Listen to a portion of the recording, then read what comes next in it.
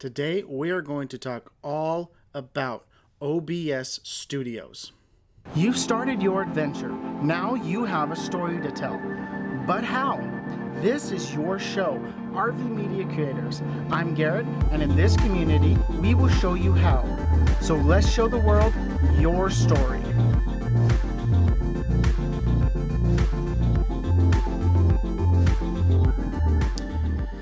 Last week we went over how to set up a live stream using like OBS Studios and how to get it all set up with like your keys and all that kind of stuff, your stream keys and things like that. Today I wanted to go and introduce you to OBS Studios.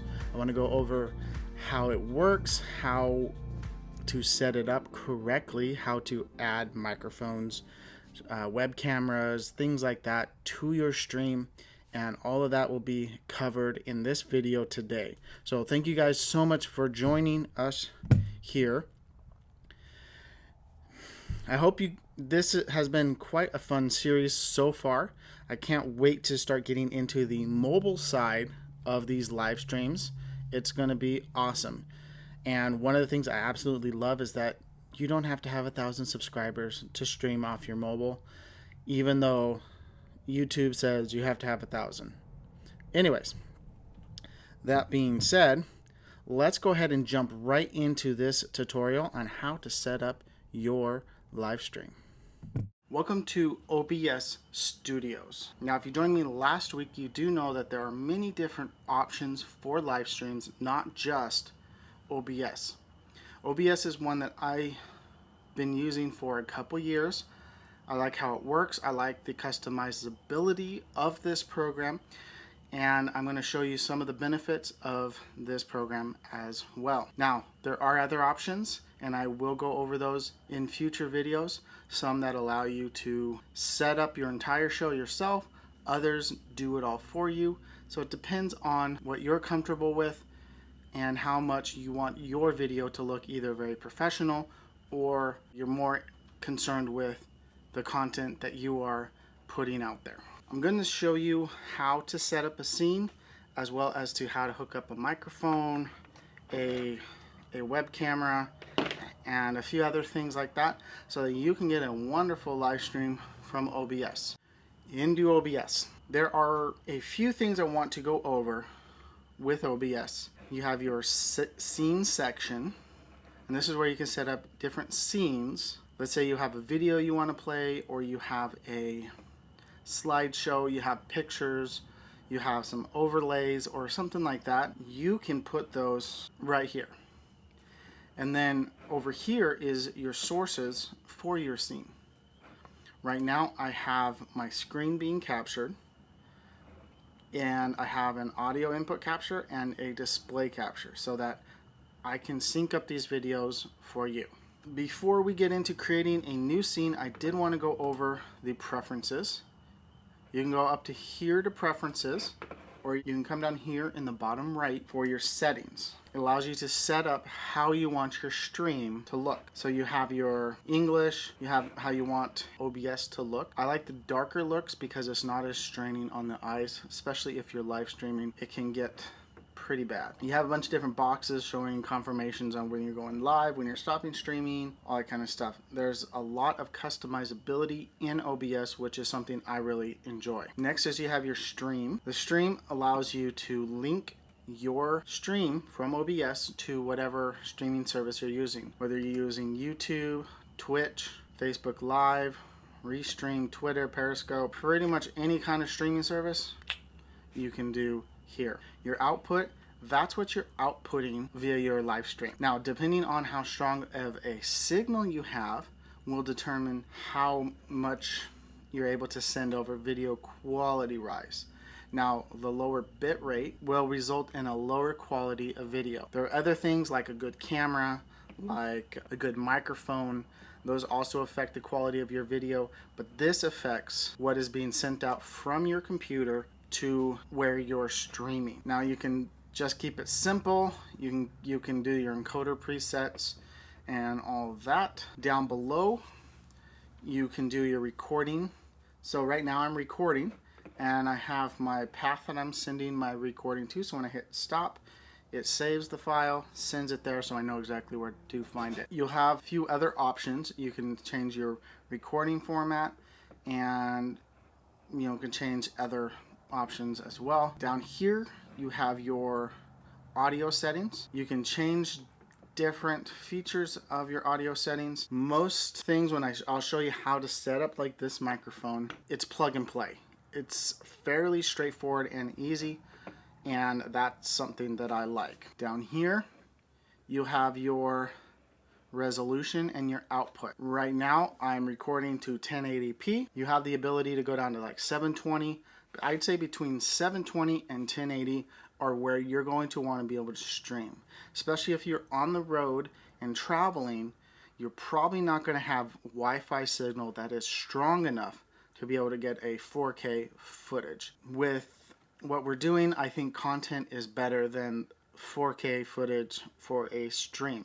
You can save your 4K footage for your own videos if you shoot in 4K. You can change it to your frame rates. Next is your hotkeys. What hotkeys allow you to do is you don't have to like click on a scene or a function in your stream. So you can say, I want to start streaming. You can add a key, push 9. Okay, I want to start my streaming, but I don't want to go over there and hit the button.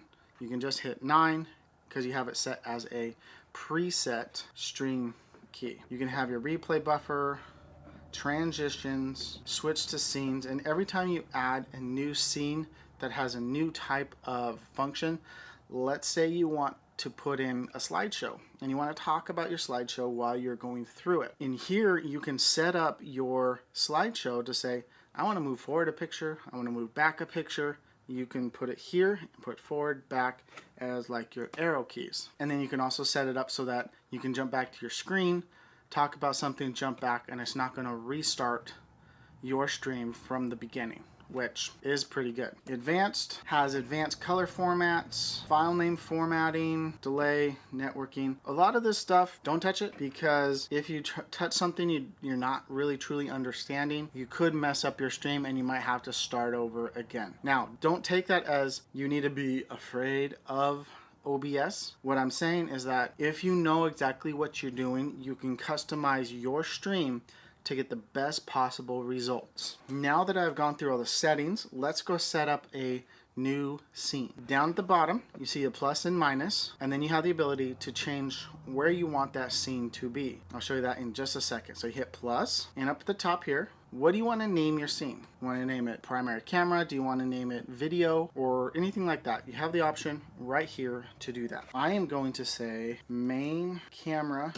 Okay. Now, first thing you'll notice is that my screen went blank. That's because I'm no longer recording what I'm capturing on the screen. With how the screen capture works, I'm going to go into studio mode here so I can show you how to set up your microphone and things like that, but be able to still record this. Right here, you'll notice I have a new scene. I says main camera, and then I have the scene, which is actually my screen capture right now. On the right hand side is the sources. This is where you plug in your microphone, your web camera, any kind of video overlays that you want. That's where those get put. I'm going to plug this in, and then I will get this microphone working.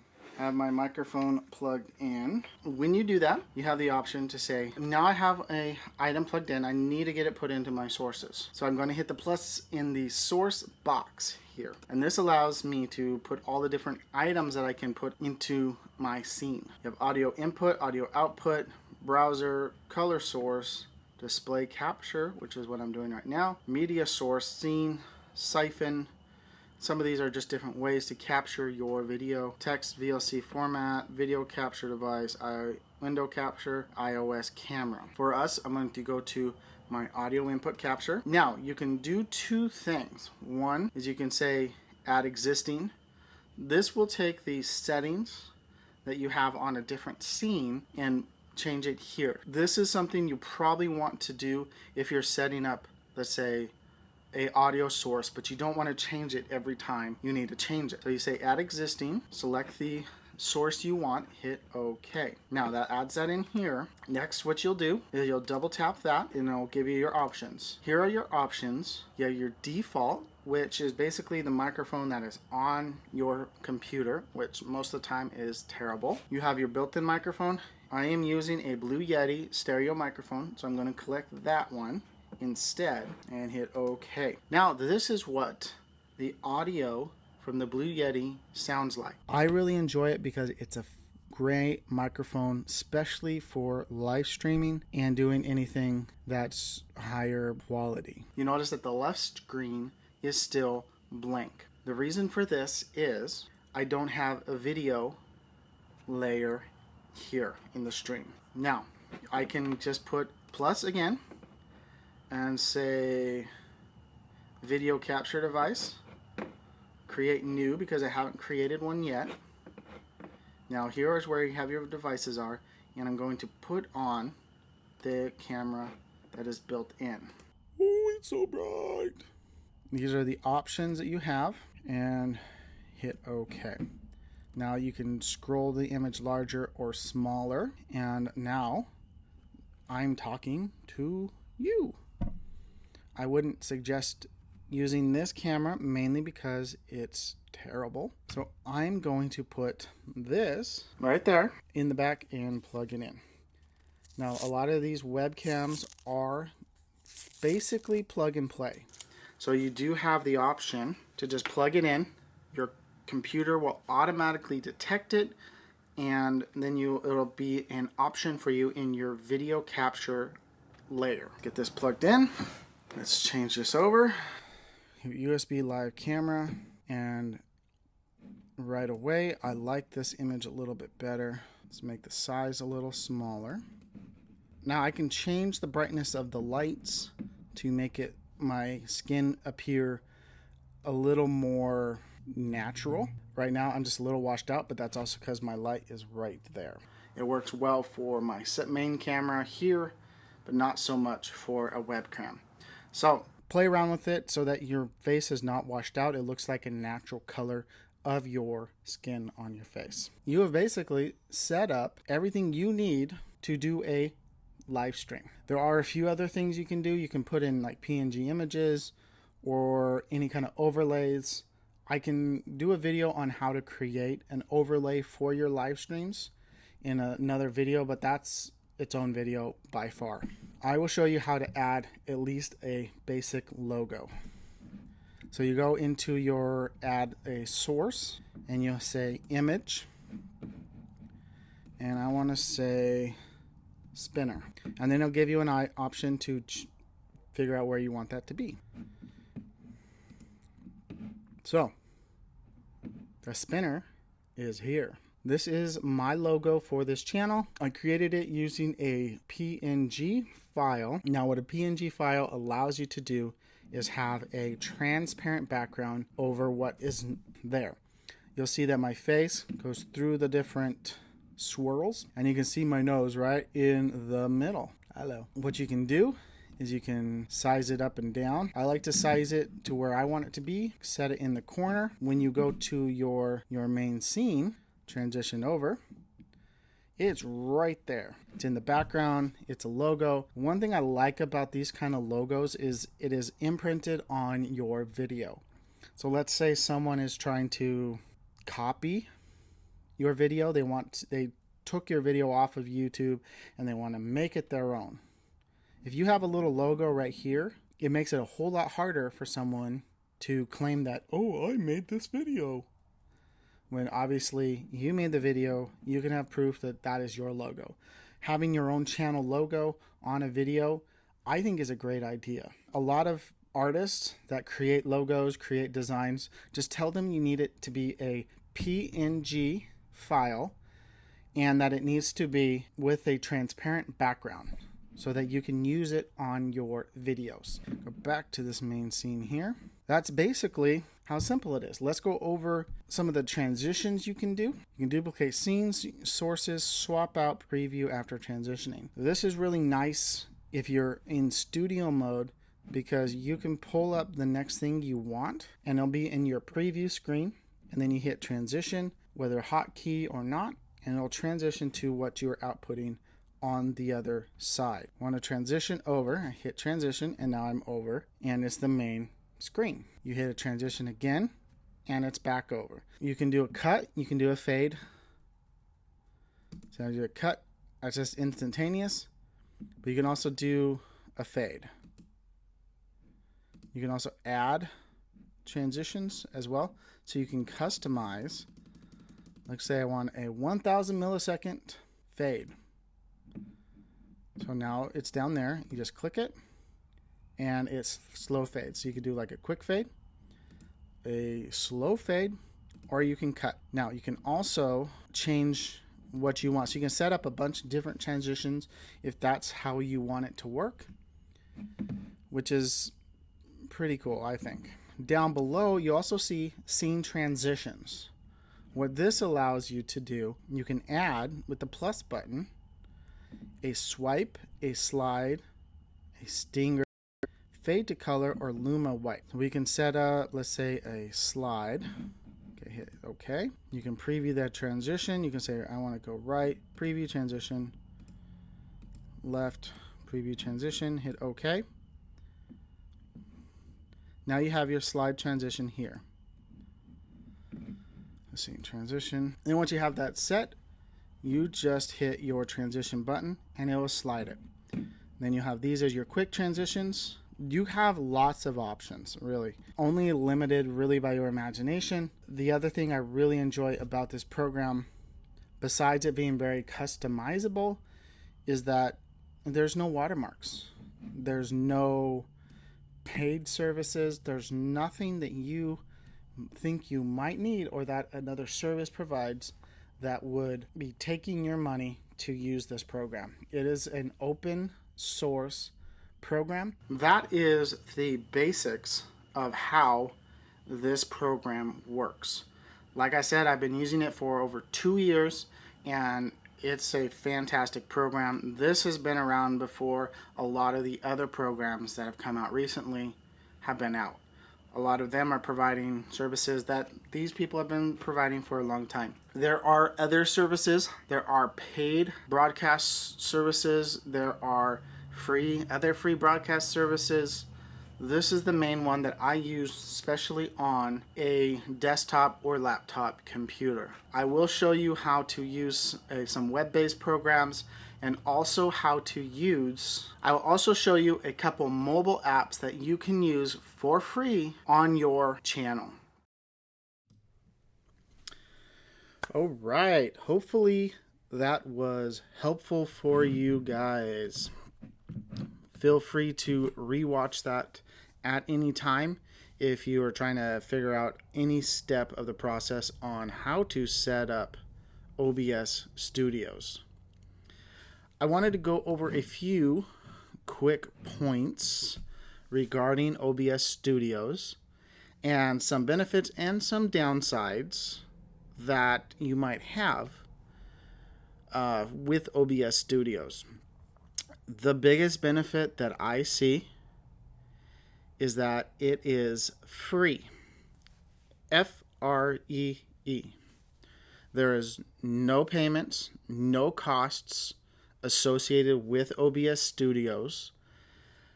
You could accrue some costs in regards to, let's say, a microphone, a webcam, a mirrorless camera.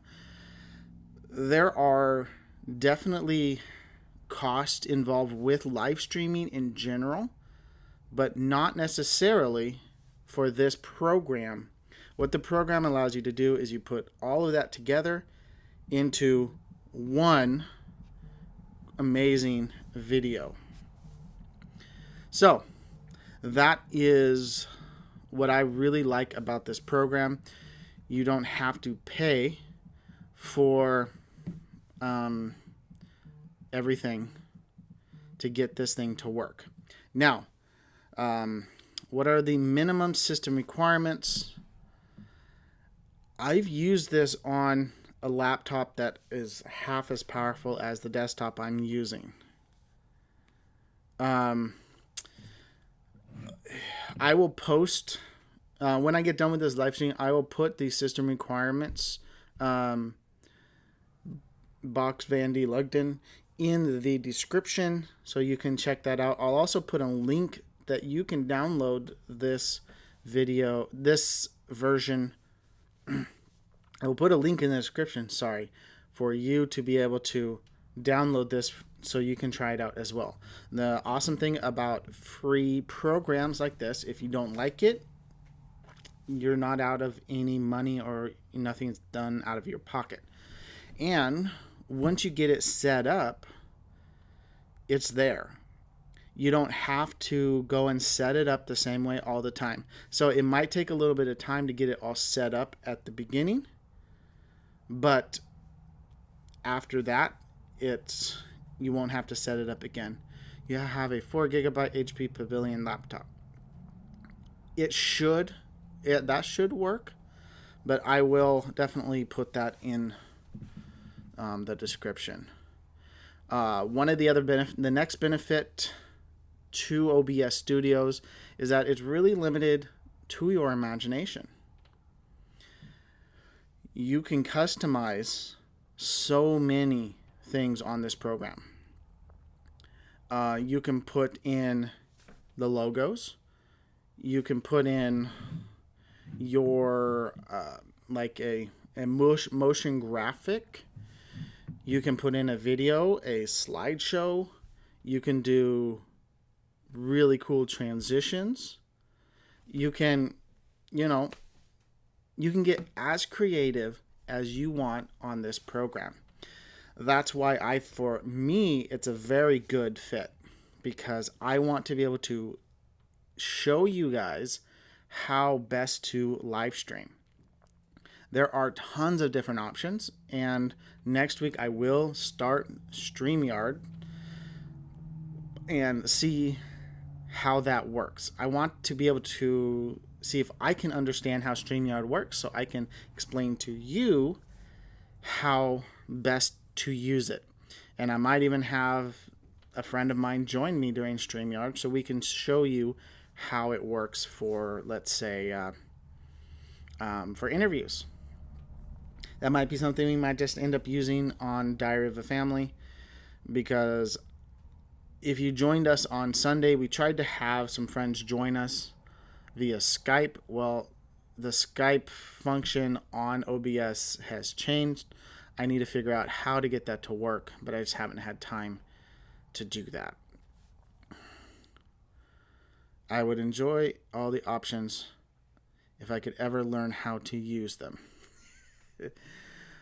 But if you're ever in an area where we're at, Box Vandy Lugden, let us know, and I'd be happy to sit down and walk you through how to set it up, or even help you get this program set up if it's an option that you're interested in.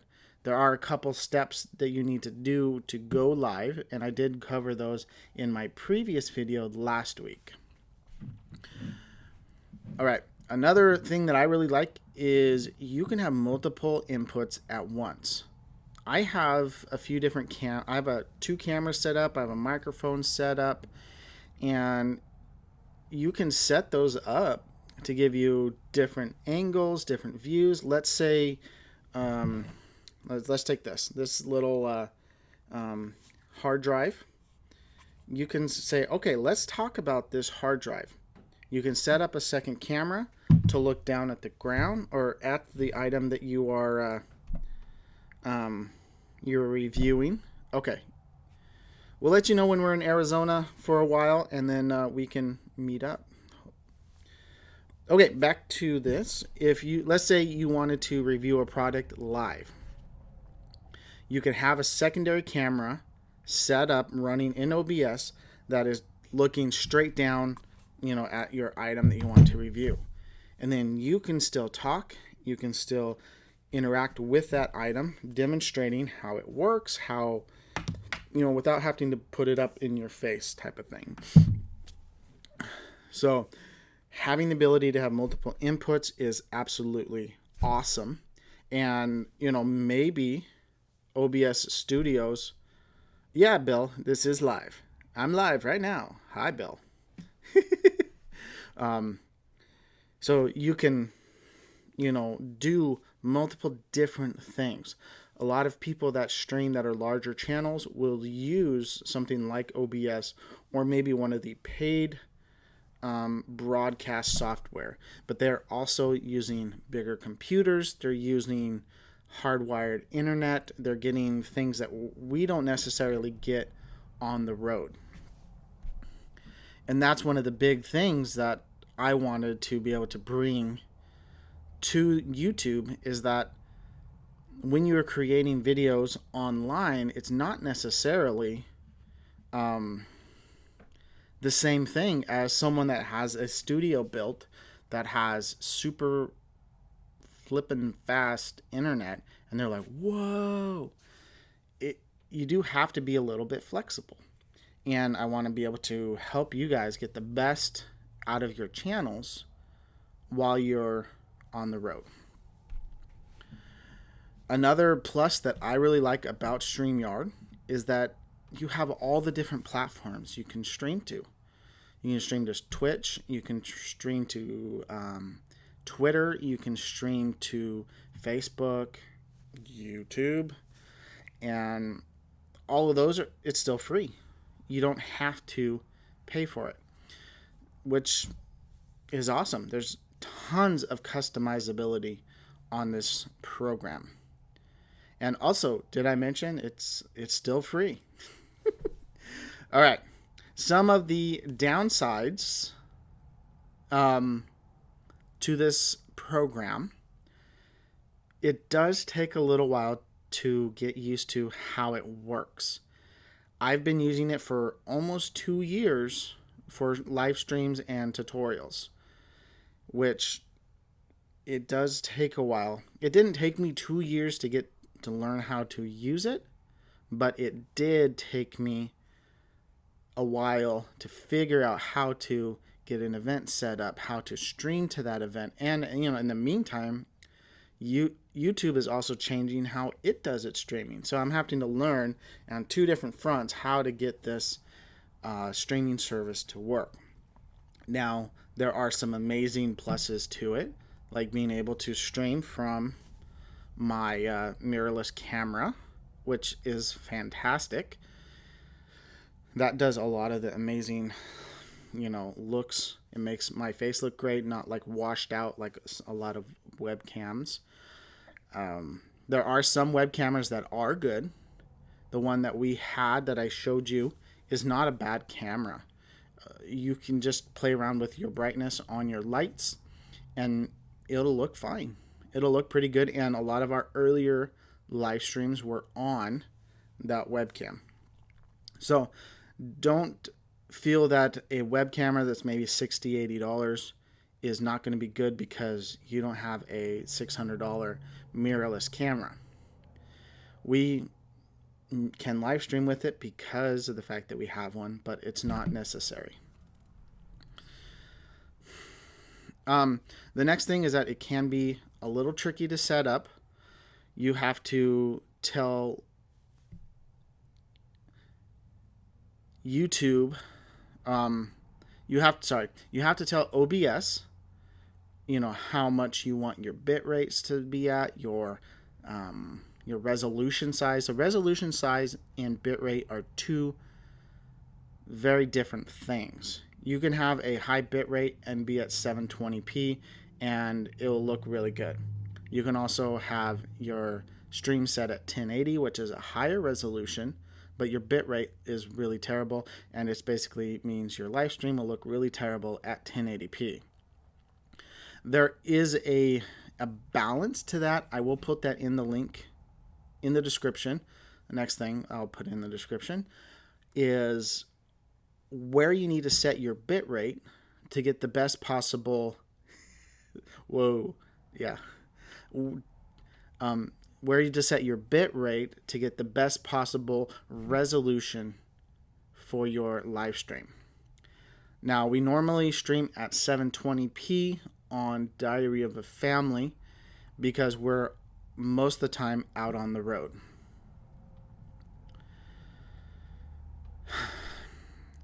So, but because I have really good internet where I'm work camping right now, I'm actually able to do a higher quality video right now, which is why I'm doing it this way. The next thing about OBS Studios, it's not really entry level.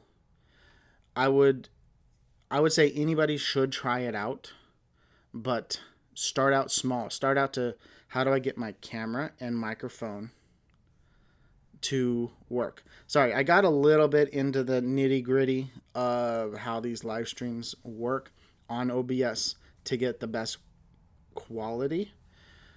But you know, if you take it piece by piece, it really is not super complicated, but it's just there's a lot of moving pieces to it. But yeah, it takes a little bit of getting used to, so start small. Start with one scene with a camera and a microphone and figure out how to get OBS to work with YouTube, get the stream key, get that all set up. Once you get that down, try adding a logo to your channel. It doesn't need to be animated or anything like that. And then, you know, now you have a little bit more to your channel. And then you can kind of just keep building onto it. If you want to show a small video during your live stream, then, you know, just add a new scene, add a media source, and then add that video. It is a little bit of a process. I think I might make a few short videos on how to do specific things, like how to set up a video on OBS, how to input a microphone on OBS. Kind of having it all together can make you a little information overload. It is a very good program, but yeah, it does take just a little bit of getting used to. But it's still free. And there's no watermarks, there's no anything hidden behind a paywall. Now, I know that with StreamYard, it was started by a couple guys that wanted to help, wish I understood all the tech speak terms. Understood. Yeah, it takes a while getting used to. I've been doing tech stuff and media stuff for a long time now. So I kind of understand it, and I'm trying to figure out how to get it down to a level that people that might not have had the experience can kind of get into it and understand it. Next week, going over StreamYard, I'll go over kind of, you know, their version and why they, you know, their philosophy on how live streams work. And, you know, we'll see if it's something that is a better fit for you guys overall. So I think I'm going to go ahead and sign off. If anybody has any more questions before I head out, please make sure to let me know. So, in conclusion, I absolutely love OBS Studios, and I want to hopefully help you guys understand it just a little bit better. And there are a lot of moving parts to OBS Studios, which is why I'm going to kind of just do just a little bit more to help you guys out. All right, thank you guys so much for watching. If you like this video, make sure to give it a thumbs up. And remember, I'm Garrett, and I want to help you tell your story. Bye.